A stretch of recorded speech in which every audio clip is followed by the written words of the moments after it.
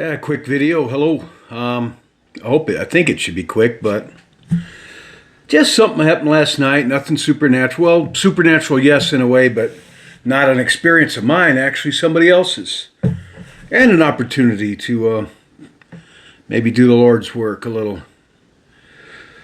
I'm working now, and I got home from work yesterday, and I didn't have to work today because I have really strange. I have a weird schedule: 3 on, 4 off, 4 on, 3 off, 12-hour shifts.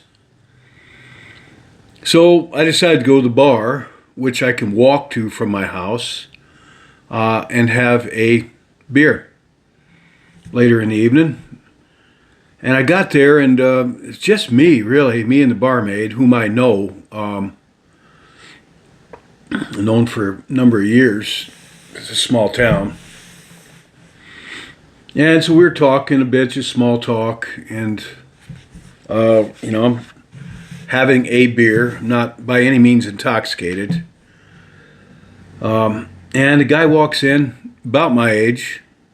I didn't know him, but he lives in the area. Kind of a rough sort of fellow, but I don't know.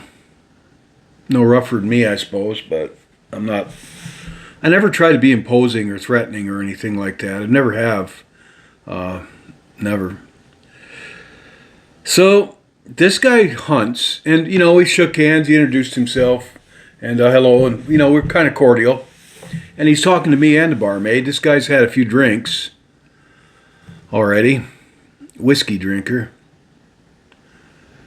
and he was talking about hunting and trail cams on his property. And he said, you never know what you're going to catch on those.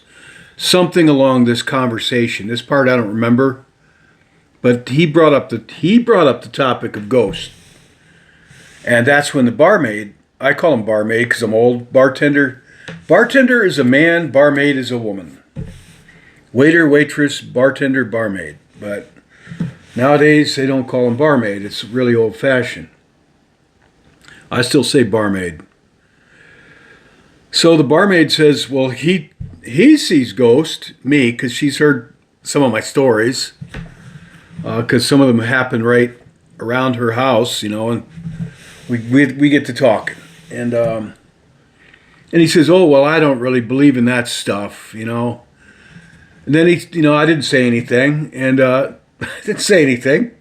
Then he catches himself, says, well, yeah, I do. I said, well, which is it? And he said he had an experience, had a couple experiences to share. All right. I didn't go all right like that. I'm just like, didn't say anything. He's sitting on this side of me. And he actually had a pretty good story. Pretty much, he's in the business of renovating houses. And around where I live, there's a lot of older Victorian era wooden houses, large ones. Some of them are pretty fancy, some of them are fairly plain. But a lot of the houses around here were built in the 1800s, even a few in the 1700s. Most of them being built in the 1800s. And people buy these and they want to fix them up. So if they don't do it themselves, they hire someone to do it. And this guy, that's how he's made a living through the years. From what I could tell, I didn't really ask him. But actually, this took place in his house. The second story he told me took place in a house he was renovating. But he had renovated the old house he lives in. And he told me about a house that's supposed to be the most haunted house in the area. And I passed it every day going to work. And the barmaid even said she'd heard it was the most haunted house in the area. On 38A, where it intersects Buckley Hill Road. I drive by it tomorrow. I'm going to look at it, but that's all because I'm going to work. Back to his first story. He said he renovated the house he lives in, which is in that area. It's an older house. And he said one day he walked up, he was upstairs, and he looked down the hallway, and there was a woman in a nightgown standing there, and he said, hey, what are you doing here? And she just turned and walked down another hallway in his house. And he said he could see her quite plainly. And I said, was she in a white gown? He says, yeah. He says, no, no, no. He said, just a nightgown, like nothing, wasn't white. And he said she turned to walk down the hallway, and he went after, and he said there was nobody there. She vanished into thin air, and there was nobody else in the house, and he'd never seen her before, and he never saw her since. So that was his ghost story, and I said, that's a pretty good one. I mean, how do you not believe in ghosts seeing that? He said, well, I do believe in them, but I don't really think about it much, which I get that. I can get that. Which to a point I said, I wouldn't either, but I've had these things happen my entire life. It's kind of part of my life. I don't think he gave a damn. But he had another story he told where he was renovating someone's house right around here in my town. And he said they had these French doors, which, I don't know, most of you probably know what French doors are, but if you don't, they're old doors that you put inside your house with a lot of glass panes in them. Then the fancier houses around here have them. They must have been in style in like the Victorian years. I'll probably put a picture of them up, French doors. And he was fixing his house up for a customer and who lived there. And he said the 3 bottom glass panes in the door were busted out. So he put new glass in the French doors in the bottom. And he came back the next day to do some more work on the house. And the 3 were busted out again. And he asked the owner of the house, the people he was working for, what happened? I just fixed those yesterday. And they said, yeah, they said that they told him that they saw 3 kids, 3 boys run down the stairs, and then they ran and they kicked the glass out in the doors, and then they ran out the front door and vanished. That's a pretty good ghost story. And that was somebody else's from right around where I live here. Yeah, he fixed the glass panes, 3 of them, in the French doors inside the house. Came back the next day, I believe it was the next day, soon after, and they were busted out again. And the people that he was working for that lived in the house said they saw three kids, I think he said, but 3 children run down the stairs, kicked out those glass panes, and then ran out the front door and never weren't seen again. And they said that their house was haunted. So those were his 2 stories. And then he went on to say that when he dies, he'll probably be haunting a house. He said because he's not going to hell, but he's not going to heaven either. He said he's not a good guy, but he's not a bad guy. So he figures he'll just be floating around somewhere, like ghosts do. And he thought that was funny. He said he's not going to heaven and he's not going to hell, but he figures he'll just float around and haunt places. And I said to him, now I want to tell you something.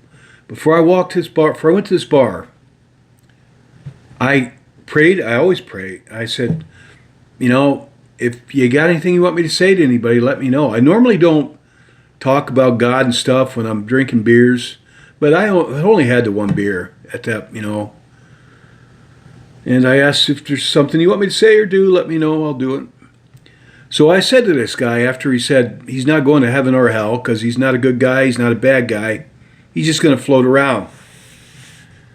And I thought, that's, I don't know.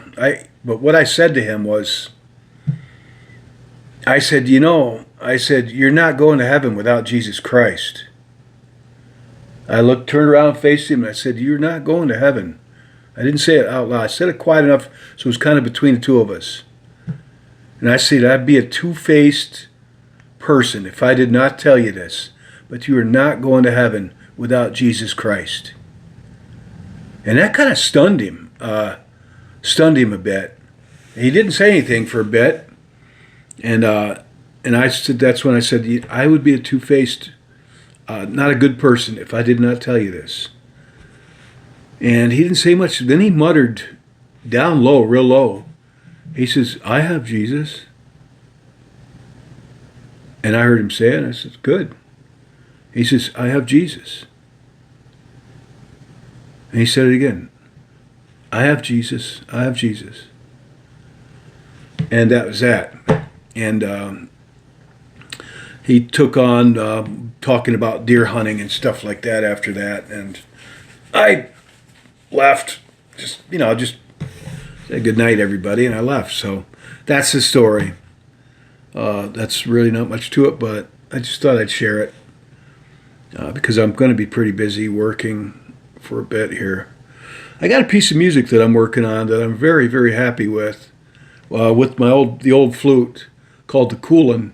It's a very, very nice melody, and I actually did a little recording of it yesterday.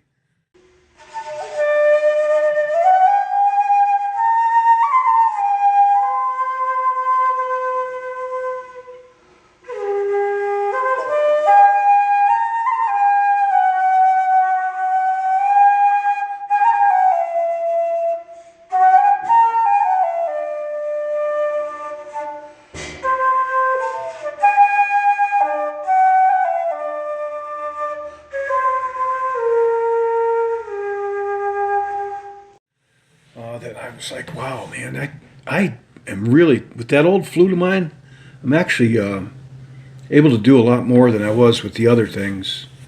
So I'm hoping to present that and some other things, flute and guitar, or whatever the Lord gives me to present. But I thought I'd share that, and so that's all. Oh, if I got to tell you something. This is just blab at this point. Off topic blab. I got this great big blue water bottle. Holds about almost a gallon of water that with a straw on it, and I try to stay hydrated, right? I'll tell you, I learned something the hard way tonight. I took some pulls off water and Gatorade that I mix up in there as a rule. Took a few good pulls off of that. And it was pretty much empty. And I looked at it in the bottom, all kinds of like moldy looking bacteria grunge in the bottom of that. I'm like, oh my God, tell me that's on the bottom outside. No, it was on the inside. I about gagged. But how long have I been drinking it like that? And I wash this thing like once a week. I guess you got to wash it every time. I mean, that sounds grungy, but if you got a water bottle, if you're like me, and you just keep a water bottle handy, wash those things out.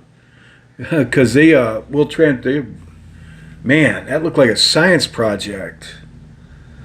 I don't mean to gross anybody out, but man, either that's going to build up my immune system real good or I'm going to get sick.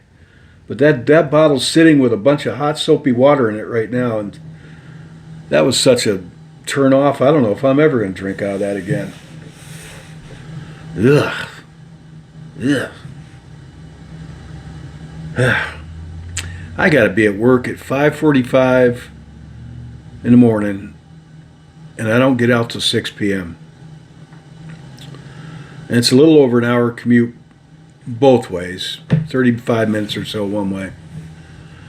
So I got to call it a night and go to bed early because I gotta do this. It's something I got to do. I've got to do this.